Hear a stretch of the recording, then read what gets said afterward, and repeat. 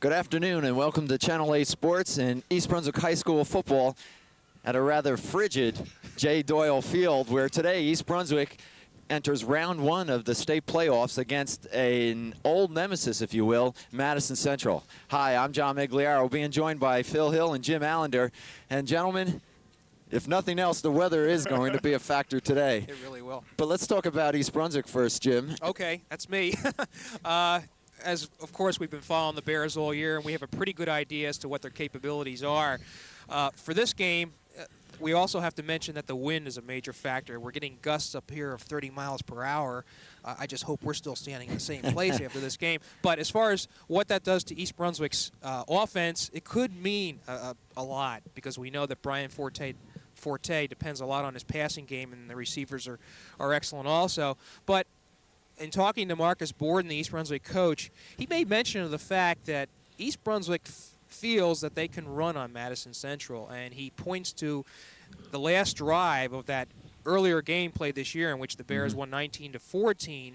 Madison Central needed the ball in the fourth quarter, yet East Brunswick was able to hold on to it for an appreciable amount of time. Good point. He feels as though he can run on Madison Central, and I suspect with the conditions being what they are, that may be the strategy. But anything goes. This is a state playoff game. He's kept a lot of things under wraps in the last couple of weeks against Cedar Ridge and Saraville, and we may be seeing all kinds of things this afternoon. It's going to be it's going to be a war is what it's going to be. All right, and Phil, Madison Central is a different team from what we saw October 1st. Well, they're a different team. They've gotten more proficient in the use of that wishbone offense, but they're a team that certainly believes in themselves. And I think even though both coaches have been saying the first game really doesn't mean a lot, I think it has to be an advantage, believe it or not, for Madison Central. We think back a few years ago where J.P. Stevens came back and beat East Brunswick after losing to him in the regular season. Right. 1980, I believe it was, Jimmy. Yes. Spotswood, South River, a very similar situation. So you just don't get an opportunity to play a team again in football, and Madison Central has that opportunity. They feel they outplayed them the first time they played them. I think the win certainly may be a factor. Forte in the passing game. Madison Central, as we all know, is strictly a running team, and that has to be somewhat of an advantage for them. Yeah. Well, okay, we're facing temperatures of around 20 degrees with a wind chill probably in the low single digits. It is frigid. The wind, as Jimmy mentioned, is and should be a factor in today's game. We'll see how it affects East Brunswick. But let's put this game into the proper perspective, and that is, this is a whole new season. This is the first round of the playoffs. East Brunswick's been here before. Certainly they want to go on, and we'll be back with the start of the action in just a moment. Okay.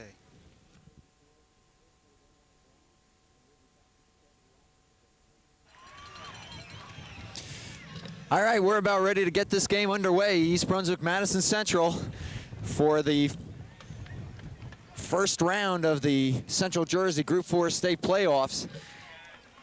And as we mentioned at the outset of the show, the weather is going to be a factor. Yeah. You see the captains out there for the respective teams. East Brunswick will receive to start this game off.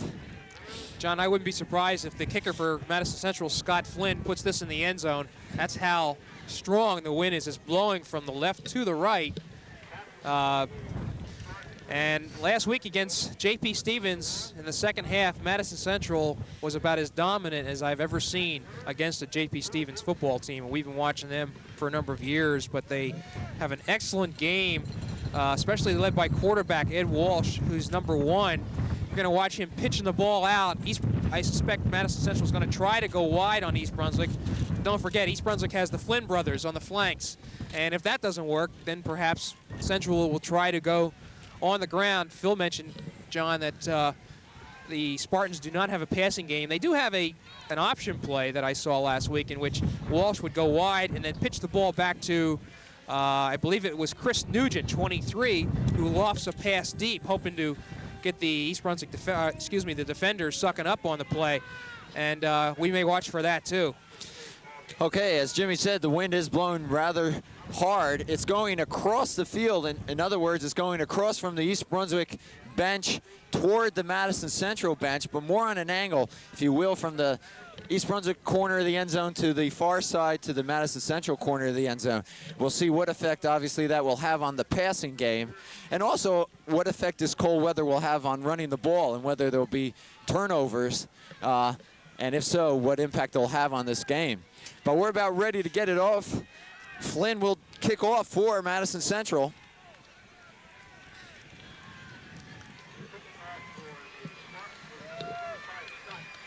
I give this crowd credit for being here, I'll tell you what. And here we go. Fine kick considering the weather. DeVito's going to field it at his 7-yard line. Fakes it to Brunig. And he's going to be hit right there inside the 5. So East Brunswick's going to start off in poor field position. And that play just never developed. Well, it was just good coverage by the specialty team for Madison Central. And we have a Spartan down on the field. Phil, you mentioned during the later games that we were doing that as it got colder, the ball would be more difficult to handle. How is it on a day like this? On the day, it's very difficult. It's going to be difficult for both teams. Madison Central, a running team. Your fingers tend to get numb. They can't use gloves as much, say, as the receivers, and particularly on the pitch out and things like that, we can expect to see a few fumbles. For the passing game, the ball is slick and will be equally tough to catch. Well, you hate to see this first play of the game and someone's injured already. And while they take a look at that player, and at this point we don't know who it is, Phil, just to pick up on that, not only that, the ball is slick, but it also feels like a brick on a day like today. It's cold. The wind chill factors might bring the temperature down to 0 degrees today. So that ball will be very difficult to kick and to pass and to catch. The injured player, by the way, is a quality player, Brian Donnelly. He's just a sophomore, but if Madison does have a passing game, he's the primary receiver. Well, so we'll have to watch to see if he's going to be all right. He's a starting defensive back and a starting split end, so he's out of there already. All right, the ball's on East Brunswick 4. They'll start off on offense to get this game underway. 1st and 10. They're in the home green. Brian Forte at quarterback. This is DeVito. And Joe will pick up 2.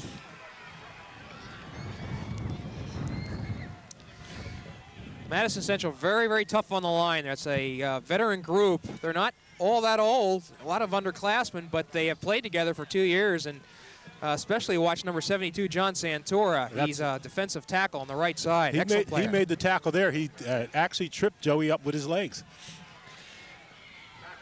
All right, let's call it 2nd and about 6 for the Bears.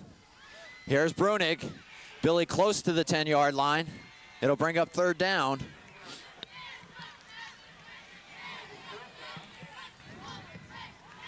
Glenn and Panny, the linebacker, in on that tackle there. And he's one of their top defensive players, along with number 10, Ed Raporti. 3rd and about 5 for East Brunswick. We'll see if they put it in the air. Ball resting just shy of their own 10-yard line. Brian looking, puts it up, looking for Giroux. Giroux's got it, 1st down. And you can see that ball just kind of fluttered up there. But it gets East Brunswick out of a hole. The ball will be close to the Bear 20-yard line, 1st and 10. And I'll tell you, John, the average quarterback wouldn't have been, high school quarterback wouldn't have been able to get that pass over there under these conditions. But Brian Forte is not the average high school quarterback. All right, Brian's receiving a lot of attention now, statewide. Ball spotted at the 19, 1st and 10 for the Bears. Trent wide left, Drew wide right. Here's a pitch to Brunig, left side. He'll get back to the line of scrimmage. I'll tell you, Donnelly coming up awfully nice from his defensive back spot, making an excellent tackle.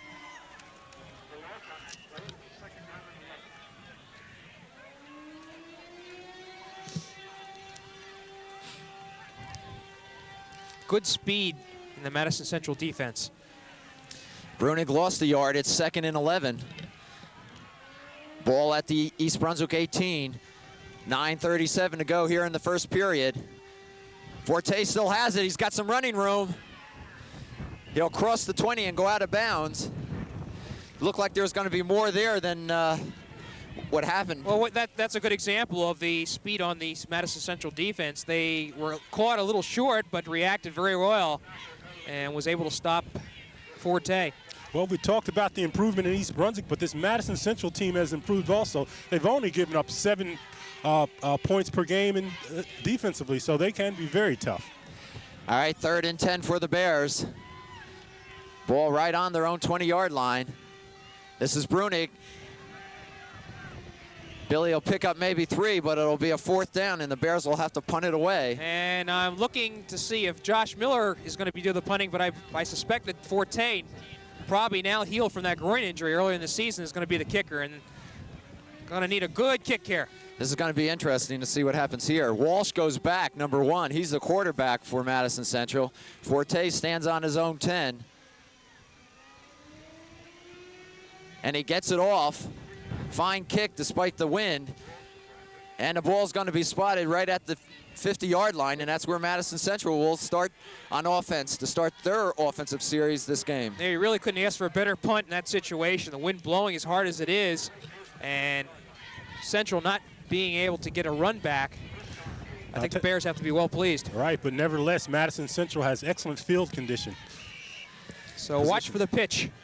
All right, we'll look at this Madison Central veer offense. They use a full house backfield. Walsh is the quarterback. He's the key. Inside handoff. That's DiGiovanni, 52. Stopped. I'm looking for the ball carrier. That's number 16. Well, John, they actually are running the wishbone offense, and they ran a counter on the first play instead of doing the basic wishbone read, and I'll talk a little bit more about that later. That was Mike Bowden. Oops. He's wearing number 16. And he loses a yard. It will be 2nd and 11.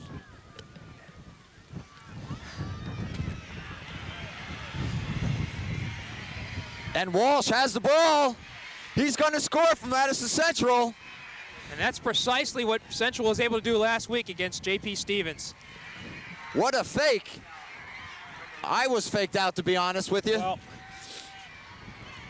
Well, John, I told you a little while ago about the wishbone, and that is one of the things about the wishbone. In the veer offense, you have an option to pitch the ball. In the wishbone is the option. The total offense is the option. It's constantly reading all the time. So at 8-10, Walsh goes 51 yards for the score. And now Flynn will try to add the 7th point as Madison Central goes on top.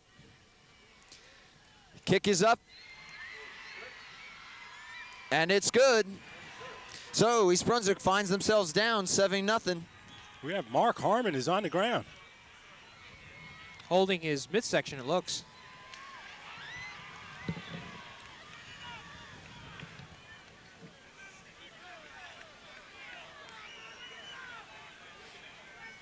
And if East Brunswick loses Mark Harmon, that's going to take out an important part of the offense, especially if East Brunswick has to resort to a running game. I'll tell you, I want to get to that wishbone offense a little bit, and it's very difficult to defend. Madison Central obviously has gotten better as the season has gone on.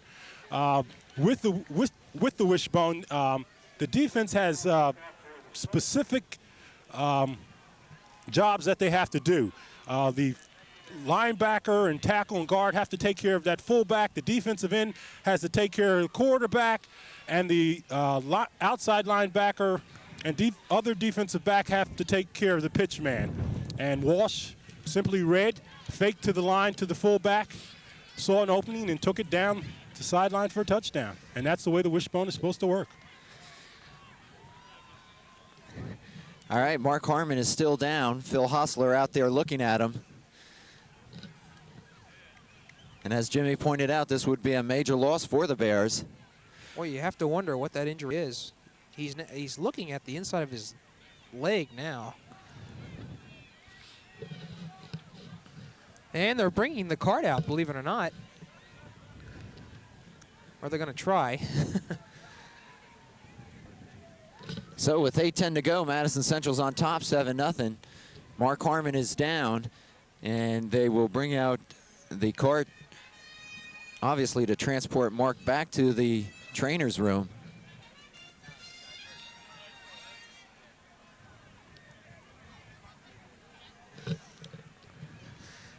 I'm trying to think back when the last time East Brunswick was behind in a game, where they had to come through like this. Not since the Cherokee game. I'll tell you, I'm trying to think back when's the last time we heard such a hush over the crowd as we have right now. And Mark Harmon, a very important part of the East Brunswick offense and defense, and just quite a nice young man. And the entire crowd, both sides, are certainly concerned about him, particularly with the cart coming out there. All right, now Mark is getting up, but he is obviously favoring his right leg. He doesn't want to ride in the cart, it appears. But that's the right thing to do. And now they're calling the teams back on the field. And we'll try to find out, if we can, the status of the injury to Mark Harmon. And the way he was moving around there, it didn't seem like he was under too much stress. We may see him back. Well, I think the question we need to ask now, getting back to the game, is what effect, if any, will this have on East Brunswick?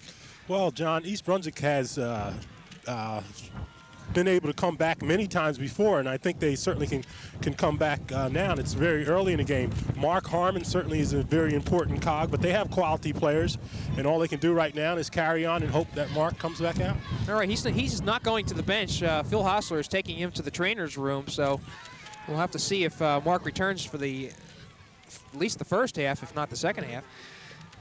All right, Flynn will kick it off if he can keep the ball on the tee, and someone's going to have to hold that ball.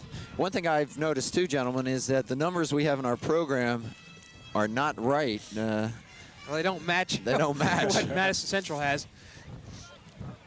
And that is for the Madison Central team, so we'll do our best to try to identify those players. There goes the ball again. I'll tell you what, with Central being a wishbone team, that is not the type of team that you want to fall behind against, because they can take a couple more chances, do the option without being too concerned about the consequences. All right, they get someone to hold it, and now Flynn will kick it off, and East Brunswick needs some field position.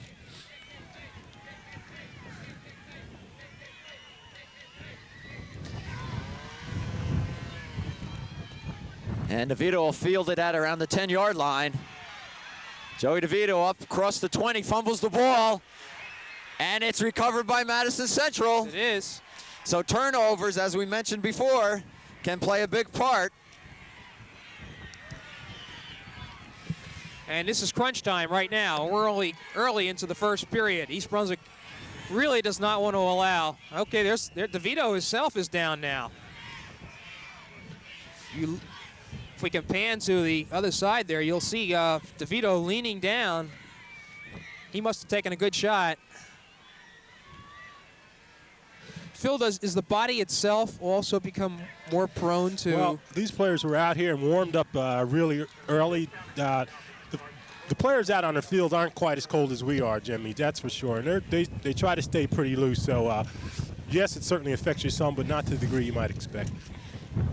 Madison Central has recovered a DeVito fumble. The ball is on the East Brunswick 22. And as Jimmy just said, this is crunch time. They've got to shut them down. Right, here. I think what concerns me also with that, as valuable a player Harmon is on offense, he is a vital cog in that defense for East Brunswick. And without him in there, who knows, Central could even try to exploit over the top on a pass. Well, Goldstein's in, number 23, for Harmon in that cornerback position. Yeah, I'll tell you, I almost guarantee, even though they're a wishbone team right here, that they'll probably pass on this play here. Bob DeMarco says they like to pass whenever they get a turnover, so we'll see if it holds true. All right, we'll see. Madison Central, 1st and 10 on the East Brunswick 22. They come out in that full house backfield, but Walsh can throw from that formation. He still has it, and he's hit from behind. He'll cross the 20 around to the 18-yard line of East Brunswick. They bring up 2nd and about 7.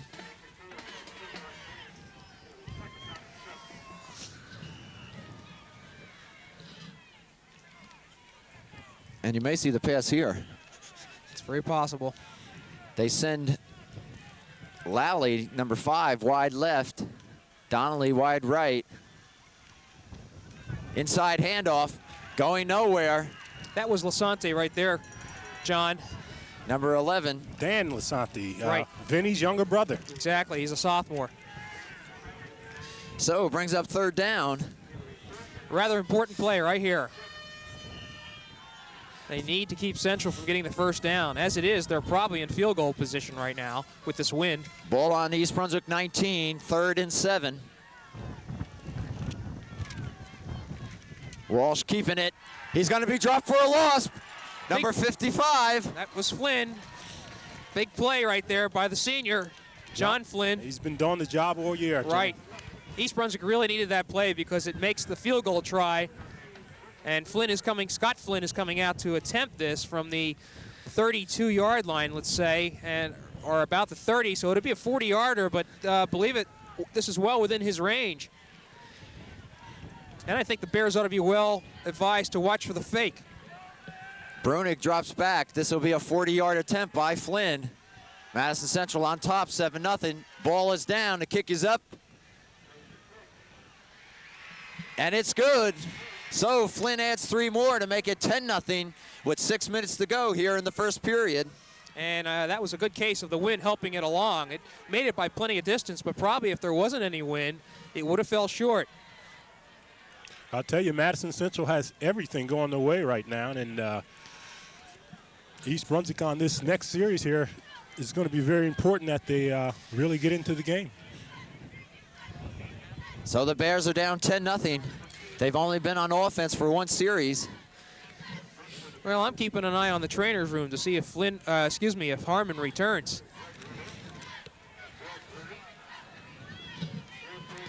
Something that surprised me, and I'll mention it here, it may not mean much, but I was surprised East Brunswick, having won the toss, looking to receive rather than taking the win this first period and getting on top.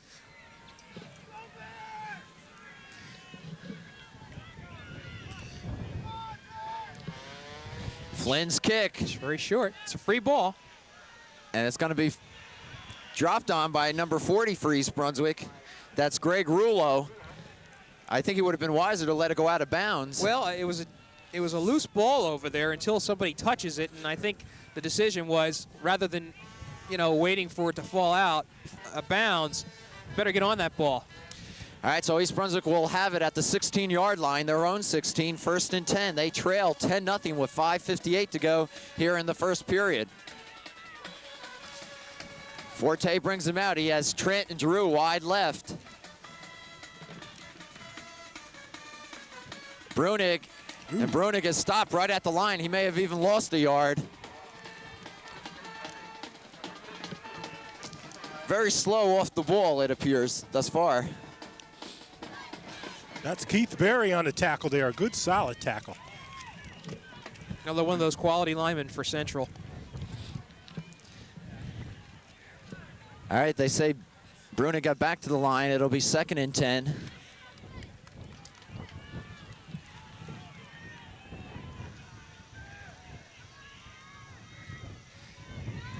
Rulo crosses the 20 up to about the 21-yard line. I'll tell you, that's the first time we've seen him come out of the backfield. Yeah. East Brunswick needs something here, some big play to get him going, get that excitement back on their side, the momentum, if you will. It'll be 3rd and about 5 for the Bears. Ball just across their own 20.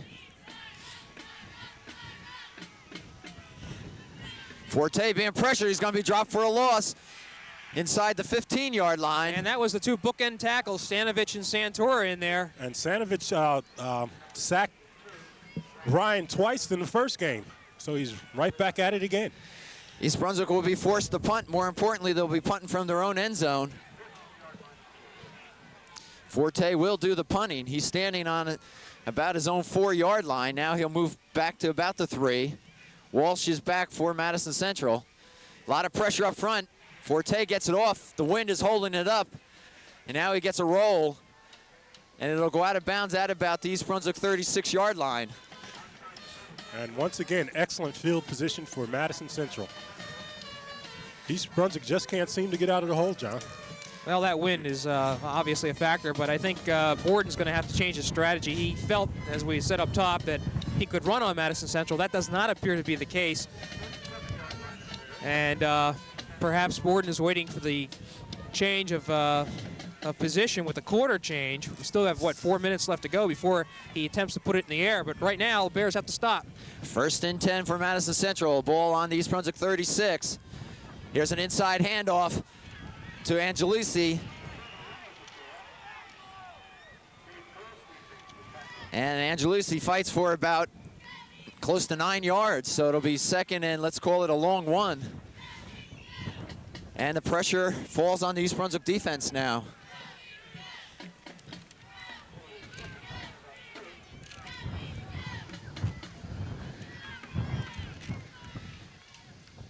Angelucci again, he's got the 1st down.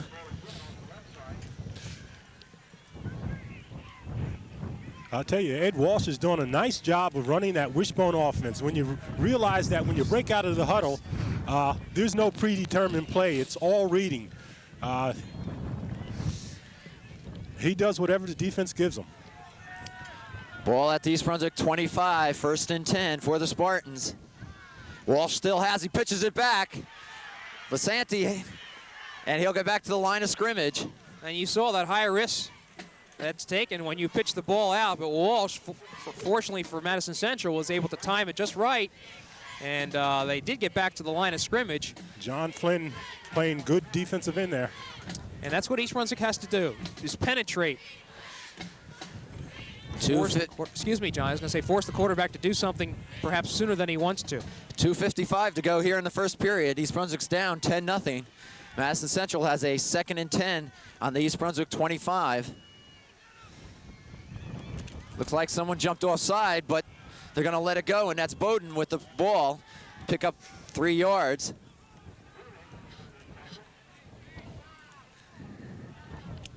Third down.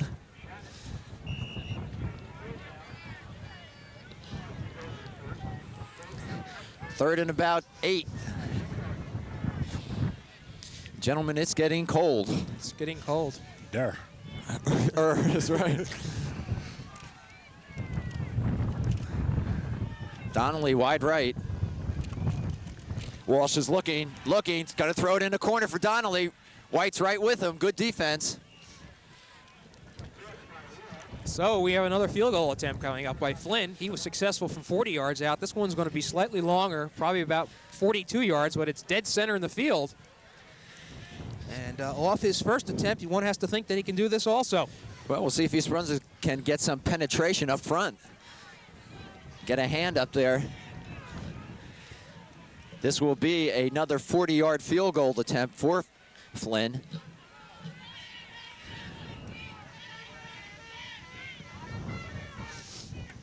Good snap.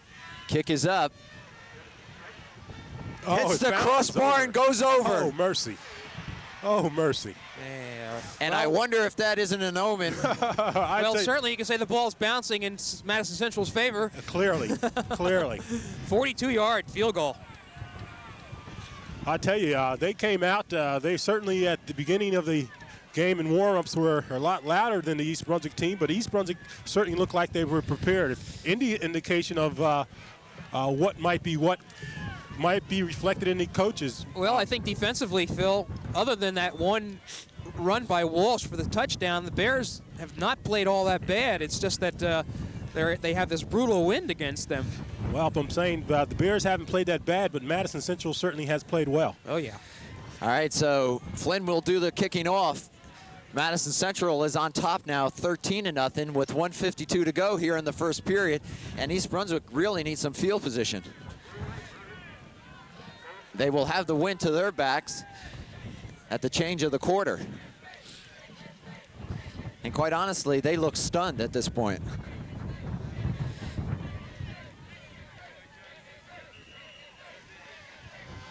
Flynn's kick is a good one. Goldstein will let it go into the end zone. It'll come out to the 20. And Jimmy, just to amplify on what I was saying, Bob DeMarco was a picture of ease when I talked to him before the game, and Marcus Borden was yes, no, simple one-syllable answer. So he seemed to be a lot tighter than Bob DeMarco was. Right. All right, we'll see what East Brunswick can do. They have the ball on their own 20, 1st and 10. They have yet to pick up a first down this period. And, Forte has only attempted 1 pass. Drew wide left, Trent wide right, I formation. This is Brunig. And Brunig will fight for 2 yards. But they're not really moving anyone out on that line of scrimmage. And Donnelly coming up again on defense to make the tackle. Donnelly, a sophomore. If you're just joining us, I'm John Meggiolaro with Phil Hill and Jim Allinder for this state playoff game. And Mark Harmon is out. He went out with an injury. We don't know if he'll be back. East Brunswick's trailing 13-0 with 1:23 to go here in the first period. Brunig finds a big hole this time, close to the 30-yard line and close to the first down. I think he'll be just shy of it. He'll be about a ½ yard short. I'll tell you, just good running by Bill Brunig. That's that little counter trap they run, Phil. He runs it very well. And Phil Hostler is returning without Mark Harmon, so it's rather doubtful that we're going to see Mark for the rest of this half anyway. 3rd and about a foot for the Bears. They need this first down. 47 seconds to go. Matt Miller now in the backfield with Brunig. Quarterback. Forte takes it, and he's got the first down. So East Brunswick picks up their first down of the game. And I tell you, John, important first down because they really need to get something going. I know it's pretty early yet, but they need to get in the groove of things. And looks like we're probably going to have to get one more playoff before the end of this first quarter, so East Brunswick will have a portion of this series with the wind at its back. 1st and 10, the ball at the East Brunswick 32-yard line. Brunig dances his way close to the 35. He'll pick up 3. And I think East Brunswick is going to be very pleased to be able to let the clock wind down to the end of this first quarter. And that should do it here at J. Doyle Field. The end of the first quarter, East Brunswick trails 13-0.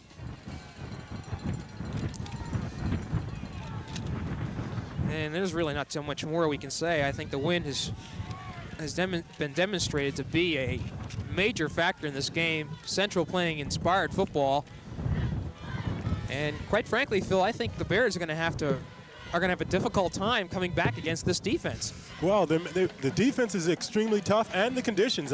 We said at the top of the game, it's going to be very difficult to pass the ball as well. And if you have a big portion of your running game out in the person of Mark Harmon, it may be very difficult if Madison Central continues to play as well as they have defensively, and if there aren't any special adjustments made for East Brunswick. It'll be very interesting to see if Borden now elects to go to the air. Of course, he has the speedsters, Ramon Trent. Harmon is not there in the backfield, so he's unavailable. And with Drew, 18, Potter 85, East Brunswick does have an effective passing attack.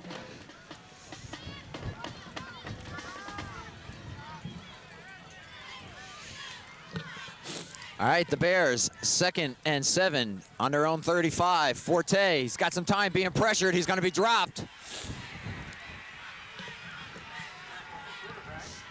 Big play, big play. Brian simply did not have enough time to get the ball to his receivers. Raporti and Santora leading the defense on that tackle there. And this, I'll tell you, this Madison defensive team has been as good as any that we've seen this year. They are a swarming defense, and they're a bunch of young fellows themselves. Right. All right, the loss brings up a 3rd and 16 for the Bears. They're now on their own 26-yard line. Forte looking, he's gonna roll, finding some pressure, throwing it straight down the center of the field, looking for Trent, intercepted by Flynn.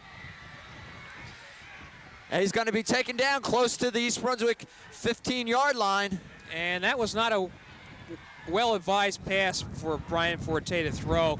He was just looking for anybody, and it was just a simple matter of Madison Central being prepared for the pass and just stepping in front of the receiver. John, you mentioned Trent was the intended receiver, but he was open for a second, but Madison Central recovered well. Well, Jimmy, I think the thing that has to be kept in mind in this kind of wind condition, you can't throw the ball that long. That's a good point, John. You got to come a little shorter. East Brunswick defense has to come alive again. All right, 1st and 10 for the Spartans. Ball on East Brunswick 26. Walsh looking, inside handoff. And that went to Angelucci. Quite frankly, I think the Bears need a turnover right about now. They need something. They look flat, they're stunned.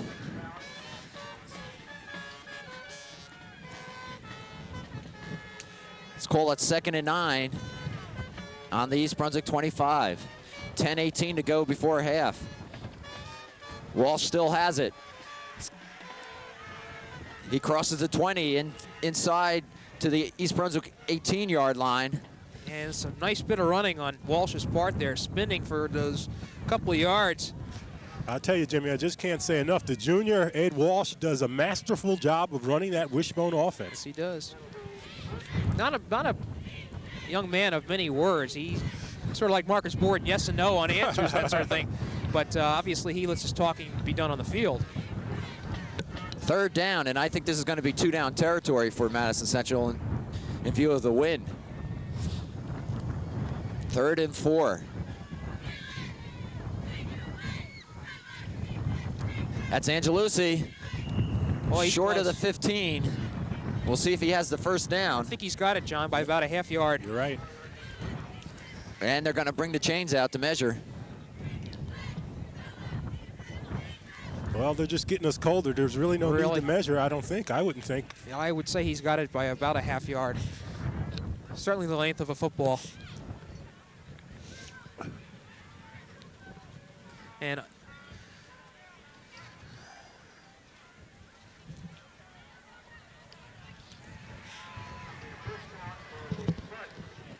And you're right, gentlemen.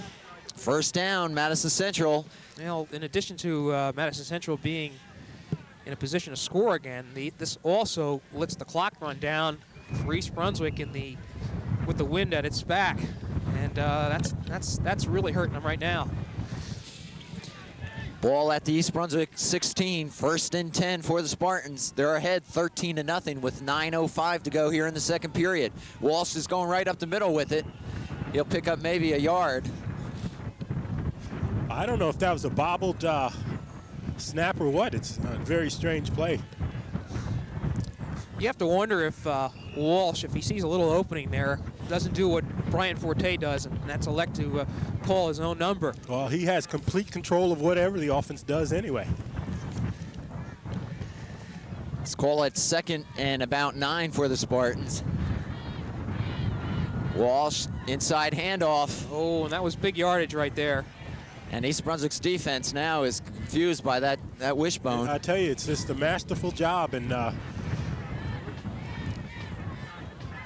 ball down to about the 7-yard line. It'll be 3rd and 2 for the Spartans.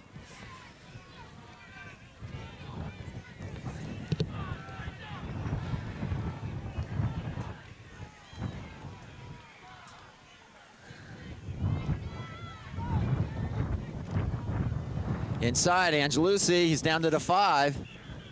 And it looks again like Central has a 1st down. 1st down for the Spartans. And they can't do no wrong, as they say. Quite honestly, I'm stunned sitting up here watching this. Yeah, well, we did not anticipate this. Well, we knew that they ran well on them the first game, and this offense has gotten better, so they're showing it. 1st and goal for Madison Central. 7:32 left on the clock. Angelucci down to about the 3. Oh, he's close. And Madison is simply finding some holes in the interior of East Brunswick's line.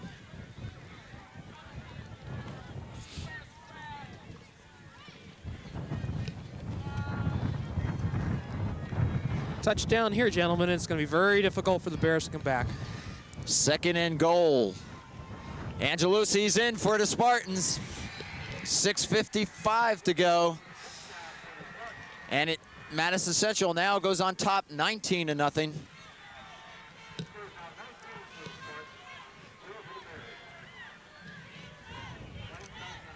And I don't know what strategy Marcus Borden has in mind now, but whatever, it's going to be extremely difficult, extremely difficult.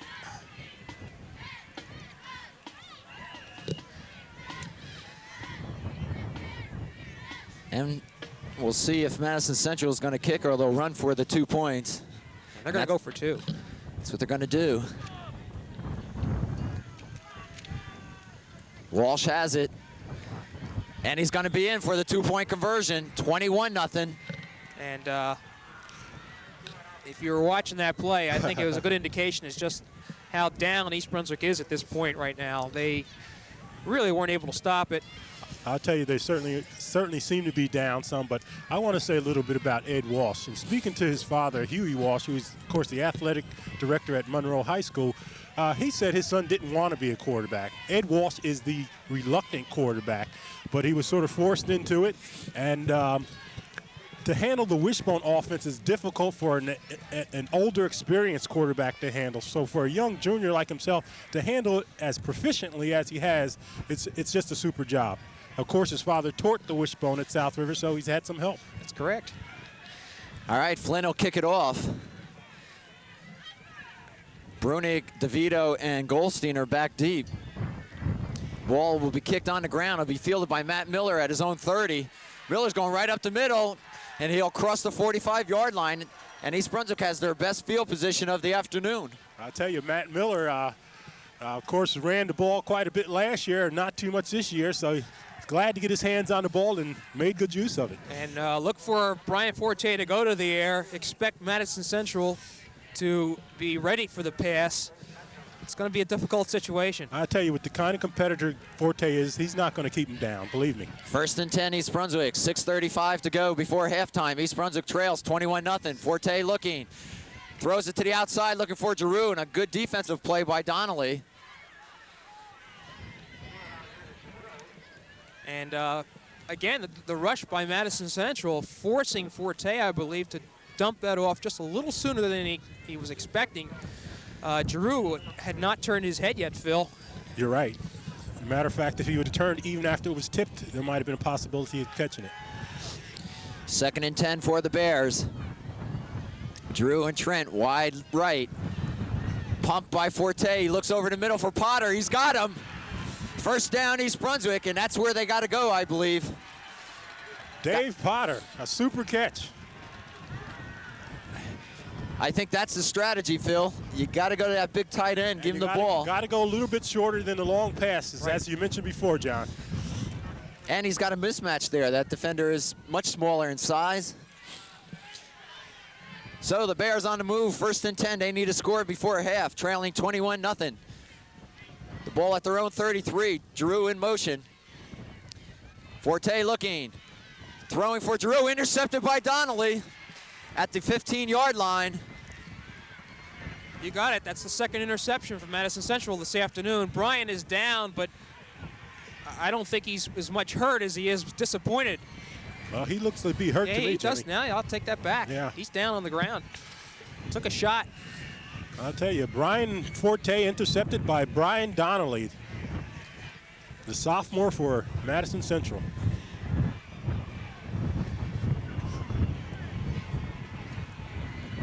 And I'll tell you what, the Central fans on the far sidelines are rather excited and proud of their team's efforts so far, and well, they should.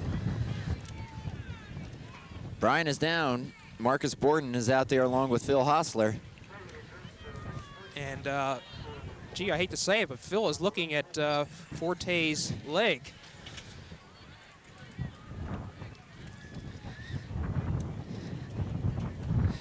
And there was a case where, you know, not to jump on the young man's back, but it was an ill-advised pass. Well, throwing deep into coverage.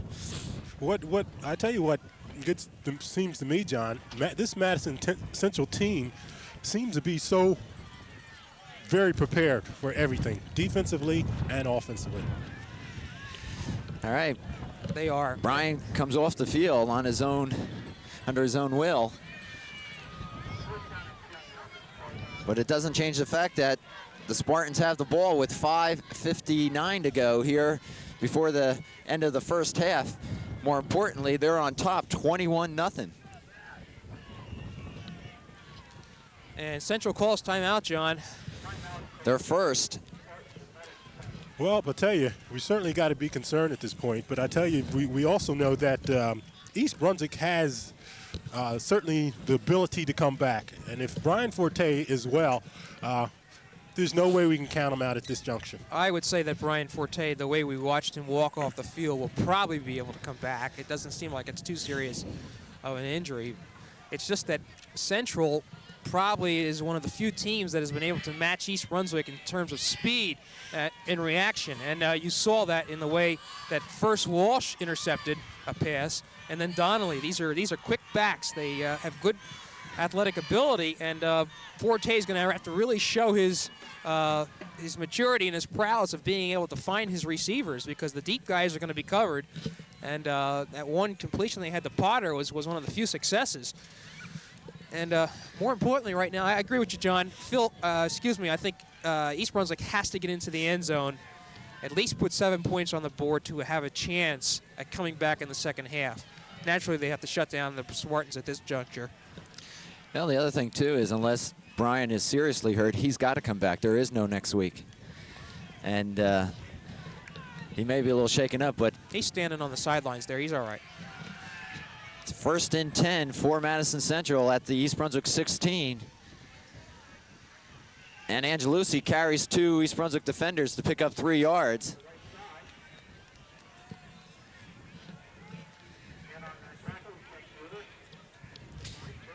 And as we've pointed out before, this offense takes a lot of time off the clock. We're down to 5:40. Second and about 7 for the Spartans. Ball just shy of their own 20-yard line.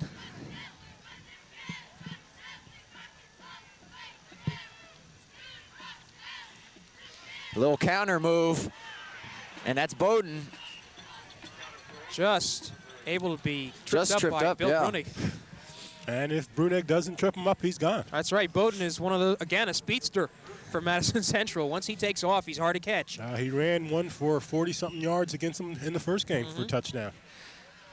This is a big play for East Brunswick. Third and about 1. They need to shut him down and maybe force Madison Central to punt that ball away. Although the way things are going, I don't know if they would punt. Keep your eye on Walsh. He's the key to this offense. He's the quarterback. He's going to take it up the middle. He's got the first down. And a flag, and we may have a hold against Madison Central. And that's about the first break that has gone East Brunswick's way. And that's what we do have. So East Brunswick finally does catch a break. And DeMarco's out on the field wanting to know what is what. I think Bobby knows what a critical play that was. If Central was able to convert on that, they had the first down, that would have given them possession for at least another 3 minutes and take more time off that clock. There's 4:40 left, John. And as it is now, Central has a third and looks to be about 13 yards.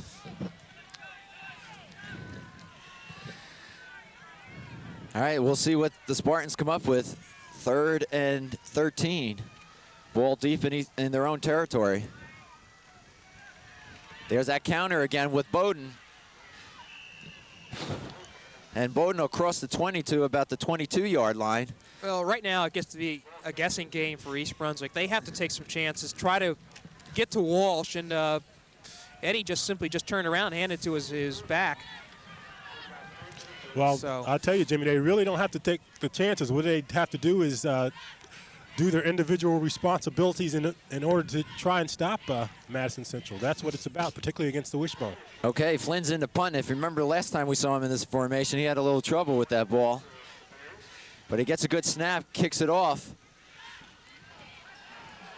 And they'll let the ball go inside the 50-yard line. And I tell you, Troy White did the right thing. That ball wasn't going any further than there. They had good coverage. There's no need for him to try to attempt to catch that ball. Right. Harmon not in there, as he usually is in punt formation. All right, Forte comes out. East Brunswick will have the ball at their own 48-yard line. They have 3:30 to work with on the clock before half. They trail 21-0. They need to get something on the board. Drew wide left, Trent wide right.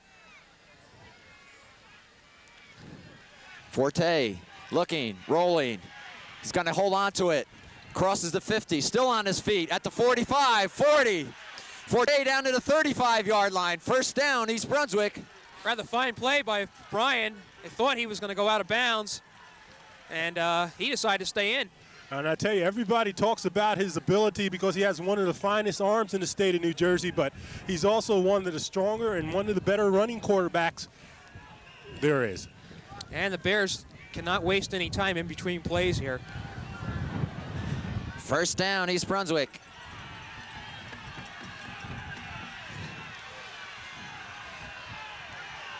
And a little movement on the line. There's a lot of pushing and shoving. We'll see what the call is. Motion against East Brunswick. East Brunswick player moved.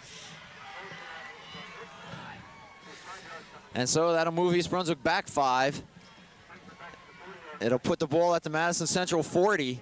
It'll be 1st and 15 with 2:48 to go before half. Okay, I think you got to believe it's Ramon Trent time. That was going through my mind too, Phil, right about now. Potter split wide right now. Drew in the slot, Trent wide left. Forte looking, a little short drop. Looking for Drew, he's got him. Drew will step out of bounds at the 30-yard line. Pickup of about 7.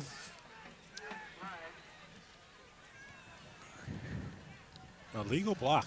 Oh, very unfortunate play for East Brunswick there. That's going to bring that back. The flag was dropped. And East Brunswick now will start to move backward when they can least afford it. And that is going to be marked off from the point of the foul, 15 yards. And what turned out to be a 10-yard gain has been scratched. Matt Miller explaining to Harry Morris that he slid down. He threw his block, but he slid down on his man, and that's how he got called for the illegal block. And it happens that way sometimes. Well, the ball is now at the East Brunswick 41. That's a 30-yard turnaround, gentlemen. 1st and 35. And now East Brunswick has Brunig, Giroux, and Trent wide right in an I formation kind of setup. Looking for Giroux, overthrown. And that was perhaps a case of the wind, just taking the ball, making it sail. Well, my only comment on that is it's 1st and 35. You've got 3 downs to pick up 35 yards. You know, why throw the ball 30? Why not, 10, 15 yards at a clip, try to move them down? And I'm not trying to be critical of the coaching staff, but with this wind, again, you have that same kind of formation, an I formation wide right with 3 receivers. Forte being pressured, has to roll. He's got room. He's got some room. He needs a block. He's got it. Cuts upfield, and he gets down to the Madison Central 43. It's a good pickup of about 18 yards on that play. Chris Nugent finally bringing him down. It'll be 3rd down now for the Bears. 3rd and about, let's call it 17. And with under 2 minutes, this is certainly 2-down territory. East Brunswick, if they're not successful in making this 1st down, will undoubtedly go for it on 4th. So we'll call this 2-down territory. All right, Drew to the left, Trent to the right. Forte being pressured, lofts it for Potter. Oh. No one in the vicinity. Yeah. Well, I'll tell you what happened there, and young players have to learn that. Brian Forte was in trouble. Ramon Trent sort of stopped. It was his job to go deep, and Brian Forte would have put the ball up there for him. Right. He just didn't read the situation properly. I think also Brian was looking for Potter to turn in a little sooner than he did. All right, 4th down and 17 for the Bears. On the Madison Central 43, they're going for it. Timeout, East Brunswick. And Gentlemen, you might be wondering why Madison Central seems to be defending the passing situation so much better than they did in the first game. I asked Bob DeMarco about that. I said, are you prepared to make any adjustments when they put several receivers out to one side? He said during that first game, their team didn't feel that they were really going to pass that much in that situation. They feel that they were just planning to spread them out in order to run back to it. And so this game, he's prepared for it.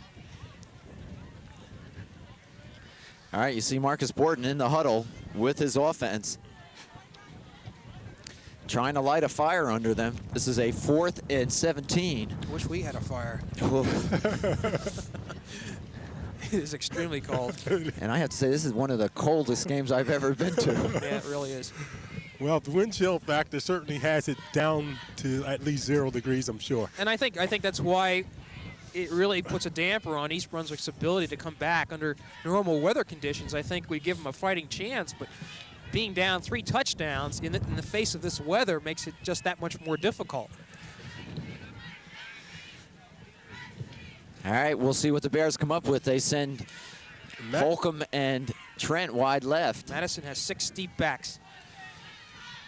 They need 17 for the first. Forte has some time, looking, throwing down the middle deep for Holcomb. Interference, no call. Oh, mercy. Oh, mercy.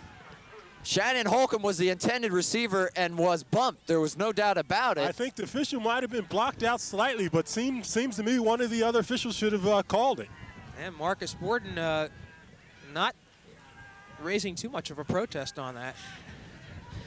So the Spartans have done their job, and I think they're going to be very pleased to run out the clock.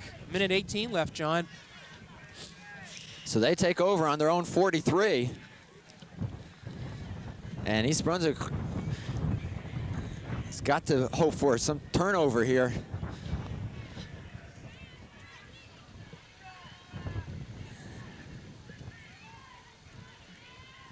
Long count. Walsh keeps it. And he gets up to the 45-yard line, pickup of 2. And that's DiGiovanni again on the tackle. Timeout, East Brunswick, their second.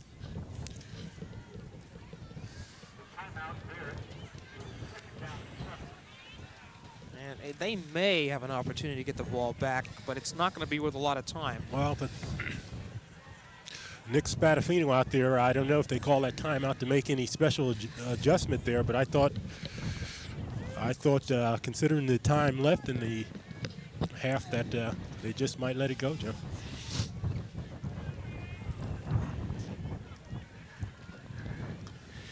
Well, 1 minute and 8 seconds to go before the half. East Brunswick trails 21-0.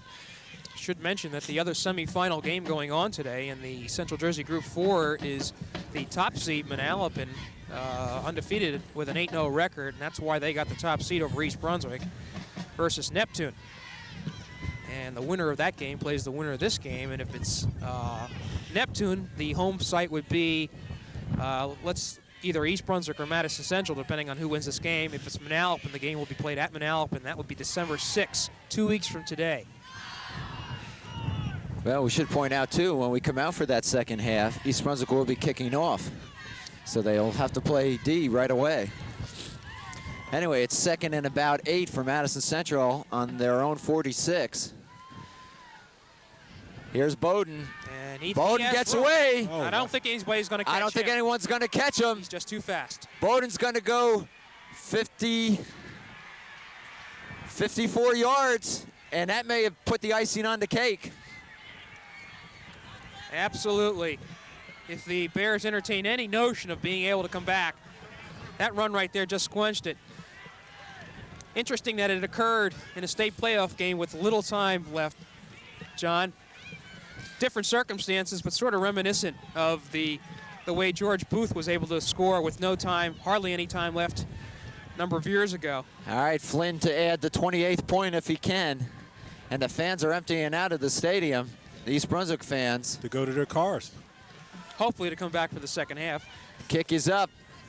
I think it was partially blocked, and the wind will prevent it from going over the bar. But it takes little of the sting away as Madison Central has a 27-point lead with 53 seconds to go here before half. And And who would have guessed it, really? In watching Madison Central last week against Stevens, one had the suspicion that the Spartans were going to be a tough team to stop on the move, but I didn't think they were going to have 27 points in the first half against East Brunswick. Really surprised. And they didn't think they would either, Jimmy, believe me. Not much you can say at this point. No, you can't. East Brunswick has just been outplayed. And to come back from a 27-point lead will be most difficult.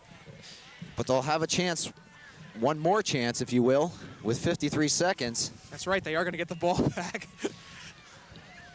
Flynn kicks it off. This is going to be Brunig at his own 20. Brunig up close to the 40.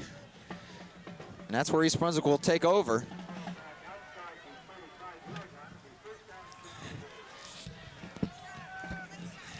So watch for Brian Forte to put it in the air again. East Brunswick showing this 3 wide receiver alignment here, one behind each other. And let's see what we got here. Officials timeout.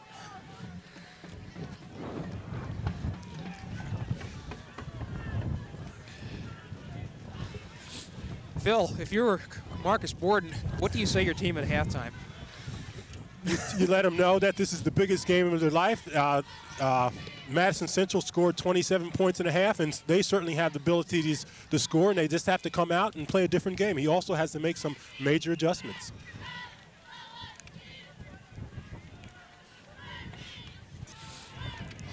All right, Forte, 1st and 10. That doesn't really matter. Looking. Gets away from one tackler. It's going to be dropped. He kind of shovels it forward to Brunig. And they're going to call that incomplete. It hit the ground. Oh, they're going to call that Forte was down. Right. So clock is running, 13 seconds. And I don't think East Brunswick knows it. They're just going to let the clock run out. 3. Unfortunate, really. They're not going to get this play off. It's no big deal, Jimmy.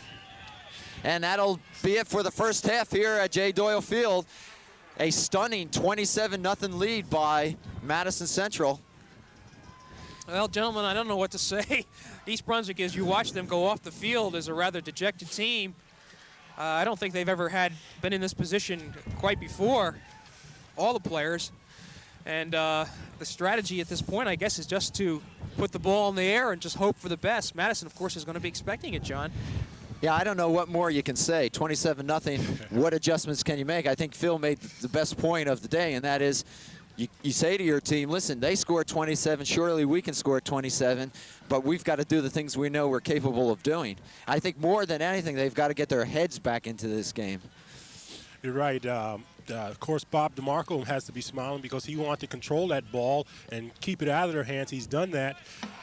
East Brunswick, a lot of bad breaks, including the injury to Mark Harmon, but they have the ability to score points. Of course, the weather's not going to have it, but they can score points. They have to go in, make some major adjustments, get the team back into the groove because they never got into it the first half, and who knows.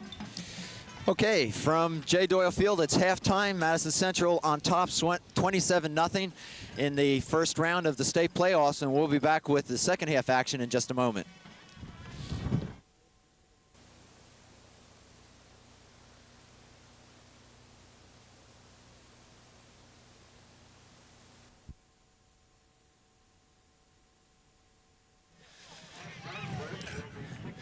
All right, you see the team's back on the field. East Brunswick will be kicking off to start this second half, down 27-0, and we'll see what adjustments have been made.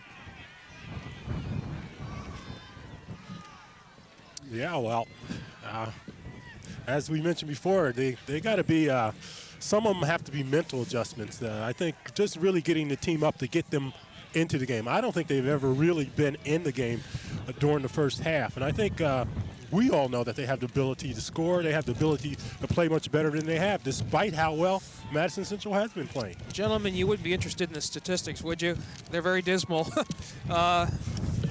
Okay, East Brunswick, oddly enough, had 4 first downs to 6 for Madison Central. You would have thought differently, but the yardage really shows tells the story Madison Central 164 yards. East Brunswick only 34 yards. Madison Central didn't complete a pass. They didn't have to. They were 0 for 1. Forte was 2 for 9, according to Bill Munyon, for 29 yards. And it gets similarly worse after that. Well, I think the important thing to point out here is that East Brunswick will only have the wind to their back in this period. And so in the fourth period, they'll be going against the wind and down 27 points. You'd really like to have it the other way around, but Josh Miller will kick it off. Fine kick. And that'll go into the end zone, and Madison Central will start at their own 20. So the number one job for the Bears is to stop Madison Central, and they have not had good success at that. This afternoon, I believe the punter for Central, Scott Flynn, has only had to kick the ball one time. So the Bears, yeah. I was going to say, John, the Bears are just going to have to shut down Walsh. The temperature has dropped noticeably, much colder than it was the first half. There is no sun to speak of. We even saw some snow flurries go by. But anyway, it's 1st and 10 for the Spartans on their own 20. And we'll see what adjustments East Brunswick has made. Here's that little counter to Bowden. And the official is going to mark him right at that point. Where his knee touched. Where his knee touched. So he got back to the line of scrimmage, let's say. So it'll be 2nd and 10.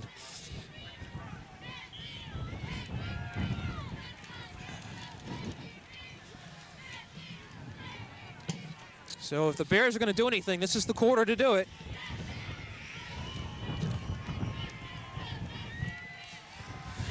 Donnelly goes wide right. He's being watched by Troy White. Inside to Angelucci. Picks up 3. And I tell you, the temptation is to say that East Brunswick's defense has to take some chances here and make some things happen. But what they really have to do is do their individual responsibilities. That's the only way they're going to shut down that wishbone. Everybody has to be disciplined and do their job.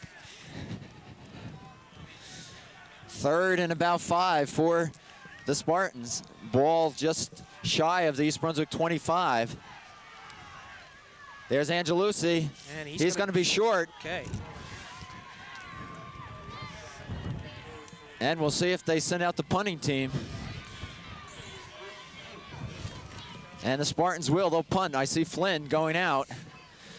So East Brunswick's done their job thus far, their defense anyway. And that's exactly what they have to do, John. Show some discipline, and each person do whatever their responsibility is for stopping each part of that wishbone option. White and Brunig are back for the Bears, standing at their own 50-yard line. East Brunswick fans are getting into it. Flynn gets it off. And the ball's going to settle around the East Brunswick 47, Madison Central 47 rather. So East Brunswick, good field position. They got to score. They got to score quick. And give some credit to these fans. They're making some noise in rather adverse situations here. Well, I think they're just really trying to keep their feet warm. They're yelling too, which is good to hear. Forte has Drew wide left, Trent wide right. Potter in the slot. Looking for someone. Brian directing traffic. He's got some room. And he gets back to the line of scrimmage as they shut him down. And I'll say it once again, Ramon Trent is going to have to learn that he has to go. Brian Forte is, again, trying to signal him to release, to go deep, because he's got some scrambling room. So you have to break the pattern sometime when your quarterback is in trouble. And that's one of the disadvantages of learning to play under fire. This, of course, is Trent's first year, and he'll get better. 2nd and 10 for the Bears. Holcomb and Trent wide left. Potter's open. Down the middle, he's looking. Ooh. Incomplete for Holcomb. 2 men in the same area. And defensive back Flynn playing it well. And I would suspect Forte is going to put it in the air each down here. 3rd and 10. They need the first down now.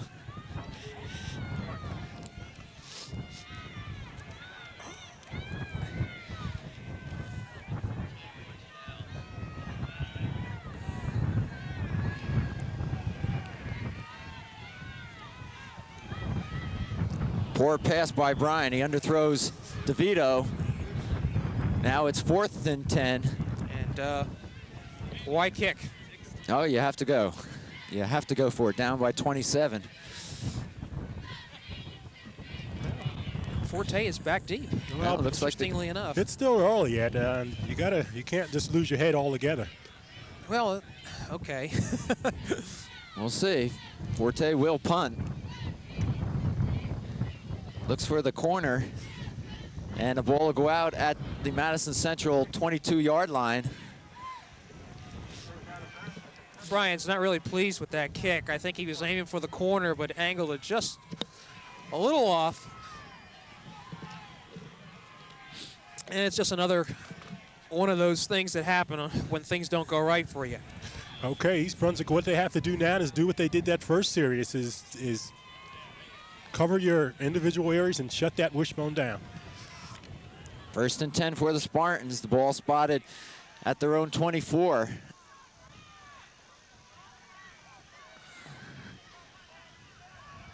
Angelucci again.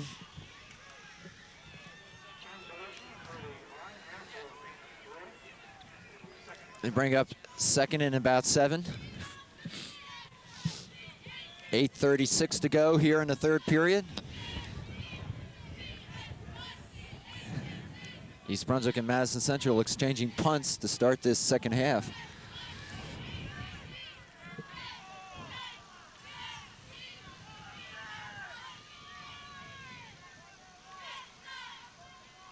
Angelucci, big hole.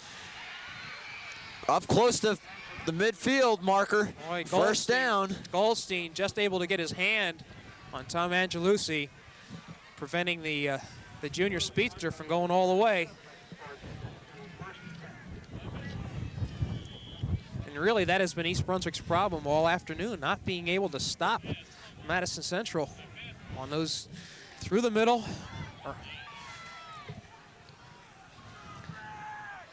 First down for the Spartans. The ball on their own 47. Here's that little counter to Bowden. Bowden crosses midfield.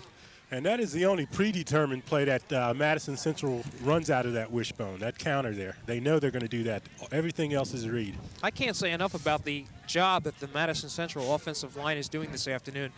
East Brunswick is big across the middle. We know that with Sean Smith among others. And to be able to make holes like this is just really something that East Brunswick has not had to deal with all year. 2nd and about 6 for the Spartans. There's Angelucci again, 1st down.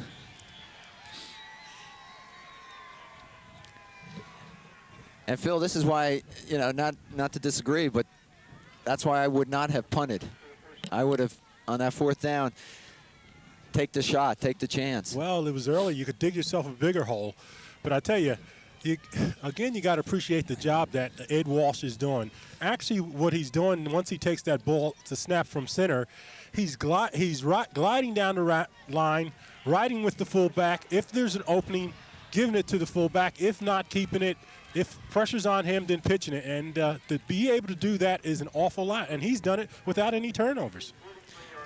1st down for the Spartans, and I agree, Phil. You can't say enough about Madison Central. They came in prepared. They're executing perfectly. Everyone knows what they are to do. And it shows. It's 27-0, and they're on the move again. The ball is on the East Brunswick 43, 1st and 10.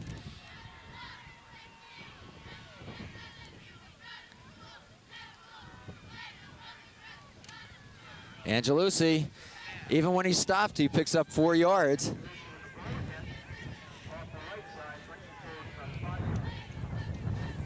And again, this eats a lot of time off the clock. Really, we're almost at the halfway point of the 3rd period.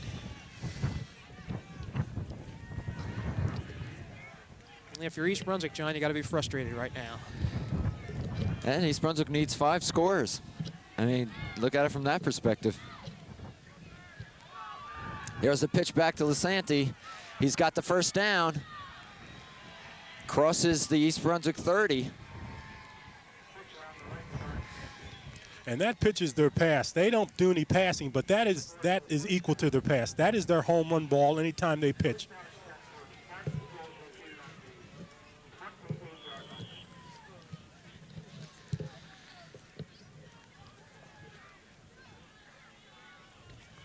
I think the amazing thing to me is that East Brunswick's being shut out. Yeah, that's for sure.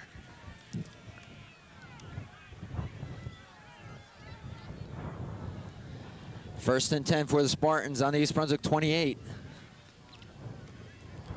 In that veer or wishbone offense, quick inside handoff to Lisanti, or Bowden rather. Did we mention, gentlemen, that Mark Harmon had returned to the field in street clothes? He's on the sidelines there. He's on the sideline on crutches. Yep. So they tell me that it's a knee injury, Jimmy. So Okay. we hope that he's going to be all right, but he, as you can see, certainly won't be back for this game. 2nd and 6 for the Madison Central Spartans. Donnelly split wide left. Keep an eye on him. There's Angelucci. Does he have, I thought there was a loose ball there for a moment, but Pick up maybe a yard.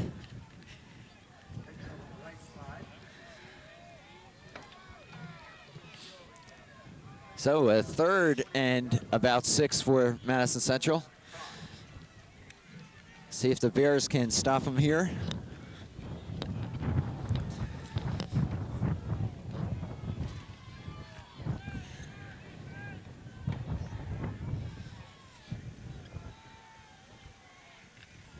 Here's that counter again with Bowden. He's got the first down to the 15-yard line. super individual effort. I tell you, Mike Bowden, 5'11", 165-pound junior. And you talk about Bowden being a junior. Ed Walsh is a junior. Tom Angelucci's a junior. Mike Bowden's a junior. Brian Donnelly, wide receiver's a sophomore. Chris Nugent is a junior. And the other halfback, Dan Lasante's a sophomore. So this is an extremely young team. Well, I'm going to pick up on that in a moment. 1st and 10, Madison Central eating up the clock, eating up yardage as they are knocking on East Brunswick's door once again. Lasante to the 15. I think the thing I want to mention, gentlemen, about Madison Central, they do have a lot of youth, as East Brunswick does in the skilled positions, but where they do have some older people, it's on the line. It's the line that's really been doing the job for them this year. At 58, Rich Lutz is a senior. They do have some older players. Pete Jessup, 73, is another one of those. And if they're going to have to do any replacing, it's going to be on that line. 2nd and 10. Walsh still has it. And he'll pick up maybe a yard. Good defense by the left side of the East Brunswick team. Mark Flynn, Matt Miller, Jeff Goldstein in there too, and Anthony DiGiovanni. And I tell you, with the wishbone, anytime you see 4 or 5 tacklers on the ball carrier, that means that was an improper read.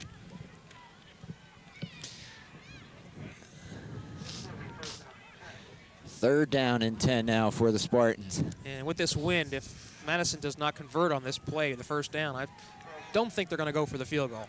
Well, more importantly, there's 2 minutes and 45 seconds to go in this period, and East Brunswick's only touched the ball once.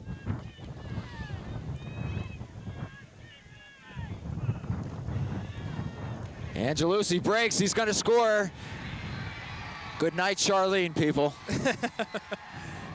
What a... Angelucci, 15 yards for the score. You wonder what East Brunswick was expecting on that play. And 33-0. And that's Angelucci's second touchdown. So with 2:32 to go, Flynn is on to kick, or attempt to kick, the 34th point. It's going to be a tough chore in this wind. Well, he missed on his last attempt from this situation. Kick is up. The wind is just going to blow that ball back. And if the camera was able to pick that up, that was just a very unusual. It just shows you how much the wind is affecting this game. As if the ball was a feather. So East Brunswick will have 2 minutes and 32 seconds with the wind to their back. More importantly, they have to try to overcome a 33-point deficit. And my feeling is it's not possible. Anything's possible, John, but it's not likely.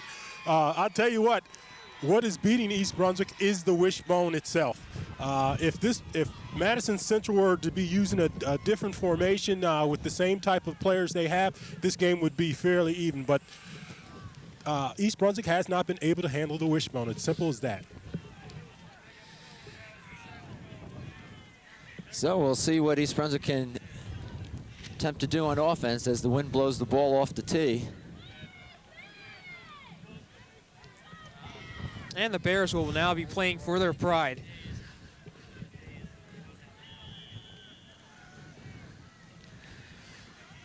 This will be fielded by Brunig at about the 20. And Brunig just short of the 35-yard line. And Pania came out of the crowd with the ball, tried to influence the officials as if he had ripped it from Brunig before he hit the ground, but no go. Well, the Bears will have it 1st and 10 on their own 34.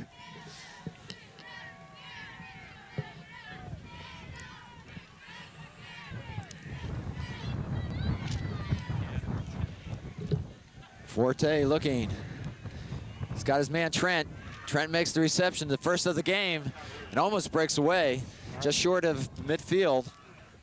And I suspect that the Spartans will be playing a little bit loose on East Brunswick and probably allowing that pass completion, but certainly double coverage on Trent. Well, they only have 1:46 with the wind. Trent wide left now, Potter in the slot, Giroux to the right. Forte being pressured, steps up. Now has Giroux, he's got him. Giroux's got the first down. Just shy of the Madison Central 35-yard line. And East Brunswick going without a huddle. Again, to make use of that time. Central calls timeout. I'll tell you, with that pass, Brian Forte has just passed David Wohl, of course, the New York Net coach in total yards for the season. He's still in that puts him in second place behind Steve Hughes for total passing yards for season. And while we have this timeout, I'd like to share a bit of good news, and that is Lou Cosa and the girls soccer team this morning actually defeated Westfield for the Central Jersey Group 4 State Soccer Championship. 2-1 the score. And our congratulations go out to Lou Cosa and to the girls themselves for an outstanding season and for their second state championship in a row. Super, just super. Once again, Lou Cosa, as always, doing a super job. And we were really pleased to hear that this afternoon when we came to the stadium. Okay, the Bears trying to get something going here. Forte steps up in the pockets, thrown deep, looking for Trent. That's out of the end zone. Ramon trying to make the catch on the tarp. We hope he's all right. Yeah. What happened was when he went to make that catch, the toe of his cleat hit that tarp there and tripped him down. So right, he's a little stunned now. Guess he's getting up. But you can see just how far that ball carried. All right, Ramon's okay.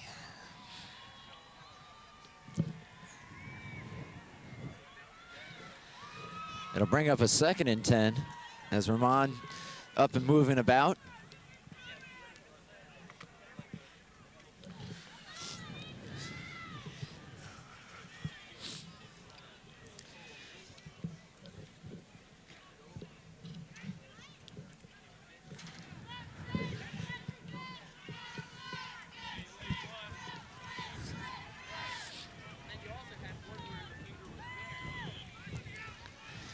Ball at the Madison Central 37. Brian looking, throwing to the outside for Drew over his head.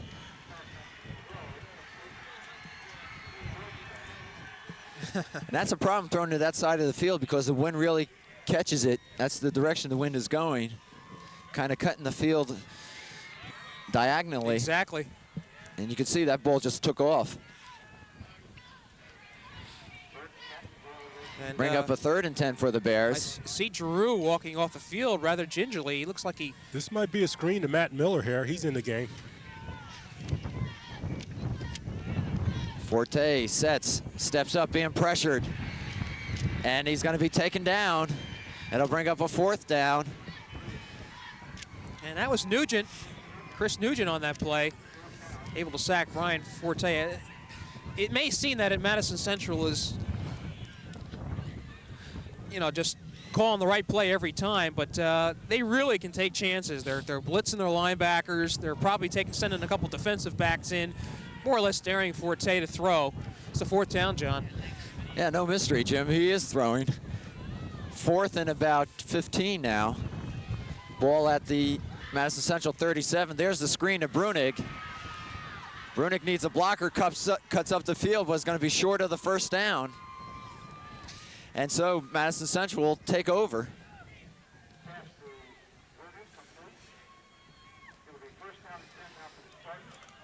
.24 seconds to go in the period. Billy looks a little shaken up.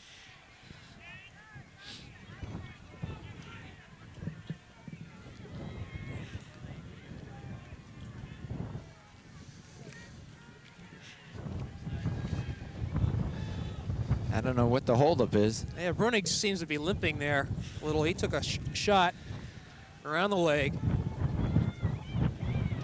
You think they'd get him out of there? Someone pick up on it, and they'll let the clock run out, and that'll end the 3rd period.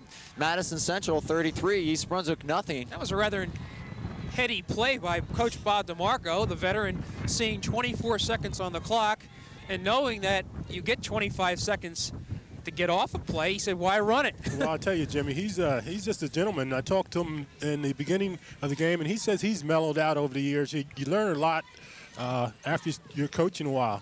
Well, we're obviously not talk too much about Madison Central, but knowing Bob as long as I have, he has an exterior of calm. But I want to tell you, after all he's gone through, and since 1980, the Spartans have not been in the playoffs. He had a couple of losing seasons there, some tough games, and he's just tickled pink right now. I mean, this has got to be one of his most satisfying moments in the 11 years that he has been coach at Central, to not only beat East Brunswick, but to be doing so by such a convincing 33-0 score. At this point, we still have another quarter.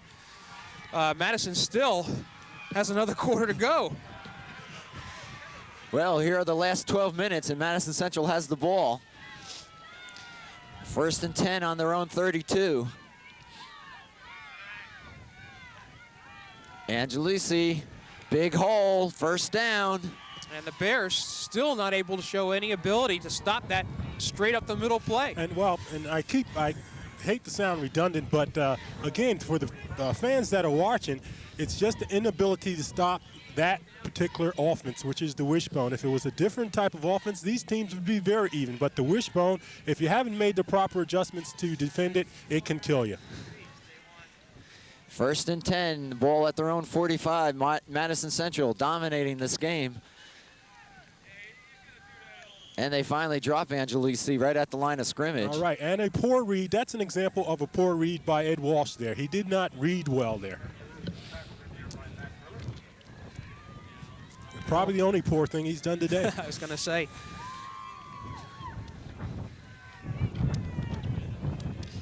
And as Jimmy mentioned, Madison Central will go on to face the winner of the Manalapan-Neptune game the week after Thanksgiving, I believe. I feel sorry for whoever's playing Madison, quite frankly, the way they're looking. 2nd and 10.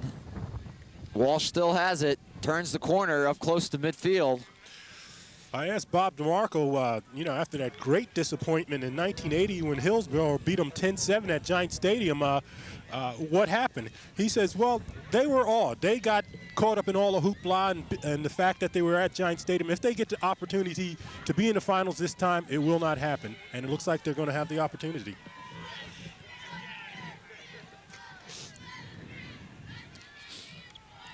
Let's call it 3rd and about 7. Ball just shy of midfield. There's that counter with Lisanti. He gets to midfield. John, to focus on East Brunswick, this is going to put a damper on the season, finishing it with a loss. However, we have next year to look forward to. I didn't want to bring that up too early, but I think now is probably the best time with 10 minutes left in the game. And gosh, with all the players coming back next year, I think, assuming everybody's going to be healthy, it ought to be an interesting season. It would be one of the better teams, if not the best in the state. All right, Flynn will punt. Almost blocked. There's going to be a flag roughing the kicker. And that's insult to injury at that point. Yeah, and Joe DeVito looked like he's hurting. Yeah, Jim, just to pick up on that point as you see them call the play back, we have another year with some of these outstanding players. Exactly. Forte will be back. Trent will be back. Giroux, I believe, is back. DeVito, Harmon. On defense, well, you've got the names right in front of you. Well, I think what we ought to do at this point is perhaps mention some of the seniors' names. Yeah, I think let's do that. Okay. Who provided us with a lot of thrills the last 4 years. All right, Phil has something for us here, I believe. His notes are frozen. Phil, what do you have to read? I have a list for the seniors for you right here. Okay. All right, very good. And these names are supplied to us by Bill Munyon, who has done a fine job keeping statistics for us. And, well, in any event, final seniors playing their home games for East Brunswick. Jeff Bellon, Dennis Barsatz, Bill Brunig, of course, who is injured. I'm sorry, that's not the injured player. Todd Carlson, Mike Deutschman, Anthony DiGiovanni, Brian Donahue, Rich Feldman, and, of course, the twins, John and Mark Flynn, Shannon Holcomb, Gene Kammerer, Neil Lungaria, Ken Mayer, Josh Miller, who we haven't seen too much this afternoon, Matt Miller, fine co-captain, Rob Perez, Ron Perez, John Rickey, another co-captain, Don Solfolconic, center Tom Thorpe, Shank Ugar, Jamie Wisniewski, and Dan Zolan. So those are the seniors that have played, that will be playing their final game. And John, I tell you, as painful as this game has to be for East Brunswick, and it is sort of sobering. We were talking a little bit earlier about putting things in perspective, and you might want to amplify on that.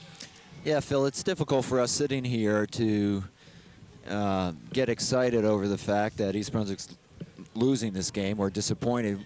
And when we do put things into perspective, last week there was a terrible accident in East Brunswick, or rather this week, where a young man by the name of Jeff Kim lost his life.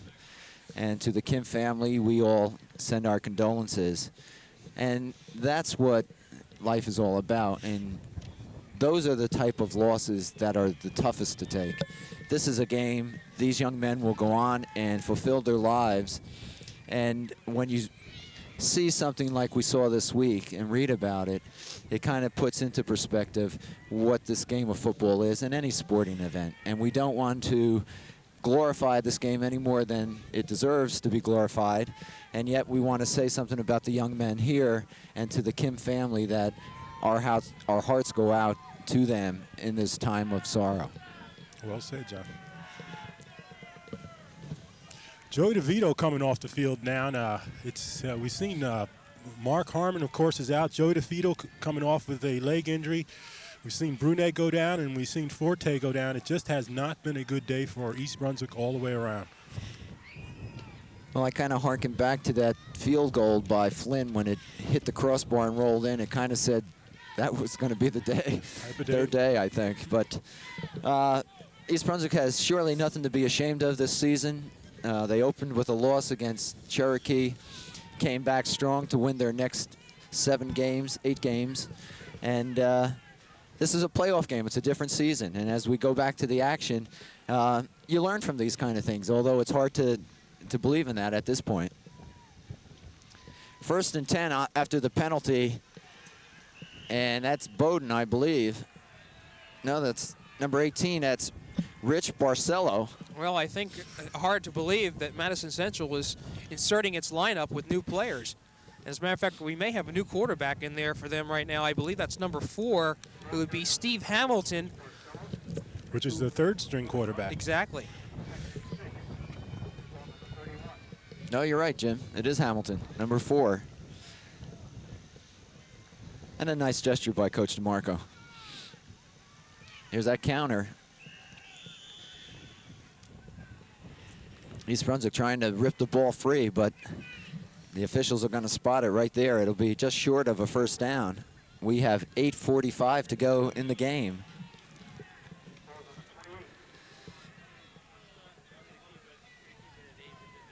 John, I think we ought to mention a special thanks to Athletic Director Charlie King for all that he has done this season to help make these telecasts available. Charlie and Mike Palumbi, his assistant, have been more than gracious in accommodating us, and it's been a pleasure to be with East Brunswick fans this season. Barcelo, boy, he's a bull, down to the 20-yard line for the first down. But just getting back to the efforts that Charlie and Mike have made on our behalf, not only here at home, but also when we travel away. Charlie is kind of the lead guard, as you might say, in calling the athletic directors and securing space for us. And it's been a fun year. It's been an exciting year. We've seen a lot happen, and we were just glad to be part of it. Well, I think where Charlie's value really lies in his ability to fan control and also getting the field in the best shape possible. Those are the things where he really shines. He's just a master administrator, that's all. Well, he's the president of the Greater Middlesex Conference, and that says something about what his fellow athletic directors feel about him. And I've had personal experiences with Charlie. I can tell you that he really is the top-notch administrator when it comes to conducting an athletic program. Also, I think we'd be remiss in not mentioning the East Brunswick Library people who have provided us with their support in allowing us to be here, starting with David Wild, the director of the library, Kevin O'Rourke, who is the director of Channel 8. And I think a special tip of the hat has to go to our cameraman, director, Mr. Everything for us, every week being out here freezing with us, and today working alone, and that's Pete Canamessa. And so we thank Pete, because without Pete, you would not be seeing these games in your living room. That's right, we call him Superman. And Dave Ambrosi, who assists Pete now and then, and Cindy Schiffman, who helped out. The whole staff at Channel 8 has been just so super in helping us provide these games, and so we thank them. And I'm thankful the sun's out right now. Third down for Madison Central, 3rd and 9 at the East Brunswick 25. Hamilton keeps it. And loose ball. Holcomb comes up with it, and it's going to be East Brunswick's ball at the Madison Central 30. Oh, Shannon Holcomb. Shannon Holcomb came up with a fumble recovery during the first game with Madison Central, and he comes up with one here. That was a good hit applied by the East Brunswick defense. And is that the first turnover for the Bears today? Yes. It is, Jim. East Brunswick with 6:15 to go. And I know that Marcus Borden would dearly like to get some points on the board. He's not used to getting shut out. As a matter of fact, I'd like to know the last time the Bears were shut out. It's a good point, Jim. Holcomb is split out wide right. Trent is in the slot now. Drew must be hurt. A reverse with Trent. Trent can get to the outside. He's got some speed, and he'll pick up 7 yards. Well, the first time we've seen that this year, and of course that quick Madison Central defense made the adjustment and stopped it from going for an extra long game. I have a feeling that we'll be seeing a lot of that next year. Utilizing Ramon Trent's speed. I want to mention something as we watch this next play, because many of those people you see on the field will be back. There's a young man down there on the sideline, number 46, Matt Miller, who's been very quiet in terms of his personality. As we see Goldstein break out to the outside, Jeff Goldstein, who we'll see a lot of next year, I'm sure, gets into Madison Central territory. But Matt Miller, number 46, quietly moved from offense to defense, played that position without a great deal of notoriety. I mean, among us or the newspapers, did an outstanding job. And, you know, this is his last game, and his family will be moving to Texas at the end of this year. And I know this game has a lot of meaning to Matt, right, as he finishes up his career. Yeah, I understand he's going to be moving to Richardson. Ooh. Forte hit as he's going to pass. The ball is live. Yeah, that was a loose ball. Brian wasn't even able to get his arm moving forward. Nice. So Chris Nugent blowing in from his defensive end spot. Yep. And Gene Kammerer falls on it. Down to 4:50 to go in the game.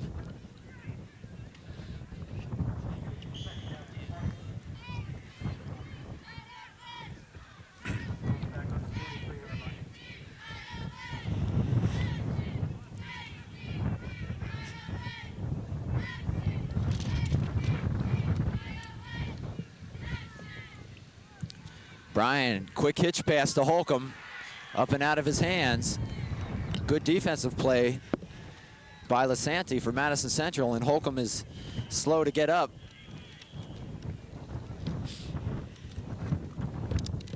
You know, we're passing out all the kudos, and we do this every year, and it's with a great sense of appreciation that I thank both you, Phil, and Jimmy for your assistance once again. As always, it's been a pleasure. It makes things happen. It makes this job most enjoyable for me, and I know the time and effort that you guys put in, again, without pay, and I appreciate it and really look forward to the basketball season working with you guys again. Well, it's fun watching these kids play. It really is. That's for sure. Brunig, nice run for Billy. And he'll get back to the original line of scrimmage. It'll be 4th down and 10 for the Bears. I tell you talked about Matt Miller, one of the captains, and you got Bill Brunig, the other captain. That's right. And they've been exemplary captains. They've been doing it by example and showing great leadership for this team that has just had a fantastic year. It's ending pretty soon, and it'll hurt for a while, but when they look back on it, it's been a super year for them. Well, the RGMC Red Division champs. A lot of these players have played in state playoffs a number of times. Forte being pressured, steps aside, dumps it off to Brunig. And Bill will be short of the first down, and the ball will be turned over to the Spartans with 3:40 to go.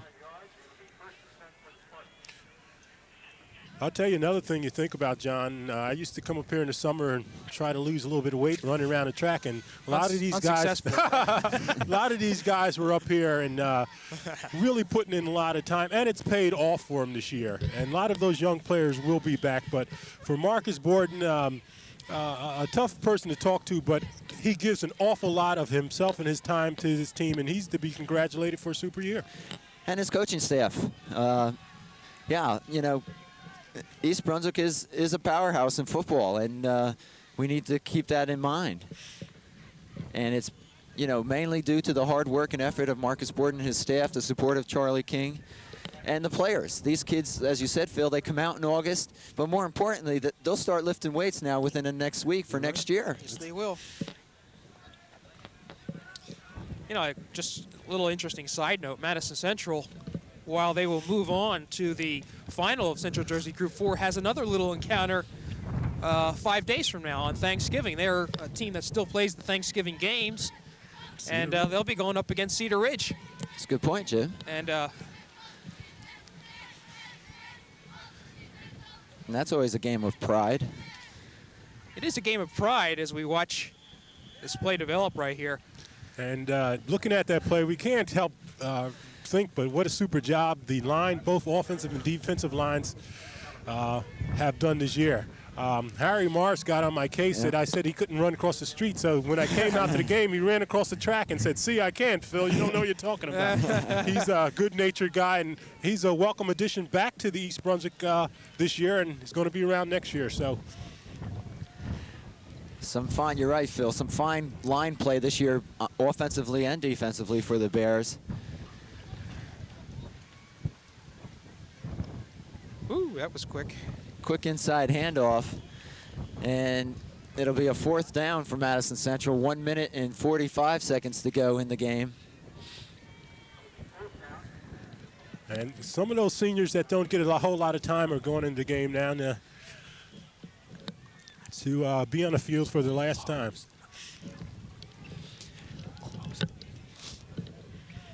So Flynn will be punting here. Clock is running down to 1:25. And there's still some East Brunswick fans left. Fumble, Flynn can't find a handle, being pressured. Now he's got to dump it somewhere, and he throws it to... And it's caught. Yeah, it was caught. I don't know who caught the ball, but Short East of Brunswick first will down. take over. And they still have 1:11 to get on the scoreboard, and I think that's the most important thing right now. They don't want to be shut out. You know, going against this wind, it's still difficult to pass the ball. And they're thrown into the wind. You're right, Jim.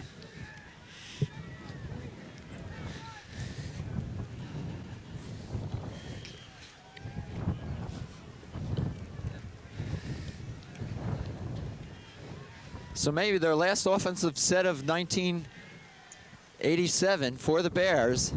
59 seconds. Forte has it. He's fighting his way. He's got the first down to the Madison Central 25. And we see an official go down as well. Phil, I wonder if Brian Forte is going to be more of a running quarterback next year. What do you think about that? I don't see why, with all the great receivers that he's going to have next year. I realize that. And they're going to have great runners as well. I think he's probably going to do a lot less running, if anything. Interesting.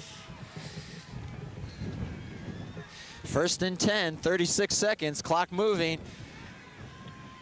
That's Goldstein. Goldstein inside the 20. East Brunswick should get up over the ball or call timeout. And I've talked about him anytime he's been in the game because he's just a good little ball player. Down to 20 seconds. And the clock's running. I guess the Bears are not going to try to stop the clock. They can't find the ball. Well, a little bit of confusion, but And that's it. That's the game. It's over. Madison Central upsets East Brunswick 33-0. shocking. And will advance on to the Group 4 Central Jersey State playoffs. And as you see the players meeting one another coming across the field, you know there's got to be disappointment. We've talked about it. But East Brunswick should be there next year again, unless, you know, something major happens. But it's been a fine season. No, it really has. It's been a great season. I don't think we can downplay how painful this loss is to them, but it doesn't belie the fact that the season has been great, and they are young, and they will be back. And it says something about GMC football. East Brunswick at the top, and then Madison Central, I'm sure, will be a fine representative of the Greater Middlesex Conference Red Division in the Central Jersey Group 4 finals. We don't know who has won that game between Neptune and Manalapan, but I'm sure Madison will fare very well. All right, there isn't much more to say from J. Doyle Field. Exciting season, kind of ended on a down note, but it says something about the East Brunswick High School athletic program, and hopefully Channel 8 will continue to carry the highlights of this fine tradition and athletic program as we move on to the basketball and wrestling seasons that are part of the winter season here at East Brunswick High School. So for Phil Hill and Jim Allinder, I'm John Meggiolaro saying thanks so much for being with us this season, and we'll see you shortly.